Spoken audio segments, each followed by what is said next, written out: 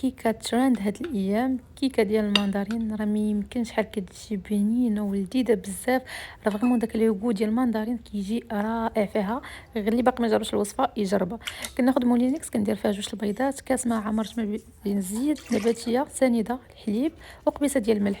كنزيد ماندارين اللي وحدة بقشورها، شوفوا راه ما كيجيش لوغو ديالها نهائيا، بالعكس راه كتعزز داك المذاق.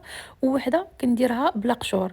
كنخلط هاد الشي جيدا في ميكسور، وكنخوي الخليط ديالي، كنزيد عليه من بعد دقيق ابيض، تقريبا درت 2 كيسان ديال الدقيق مع 2 خمارات في 3 المعالق كبار ديال الكوك. كنخلط هادشي جيدا وكندخلهم الفران على درجة حرارة 180 من التحت حتى كطلع، وكنزيد نشعل عليها الفوق كتحمر وكنخرجها. شوفوا راه جات بنينه، وداك لو ديال المندرين جا فيها زوين. بالنسبه للسقوه درت كاس ديال المندرين مع الماء ديال الزهر وازا ديال الزهر، ودرت معلقه ديال الكونفيتور ديال الليمون، الا ما عندكمش ديروا سنيده.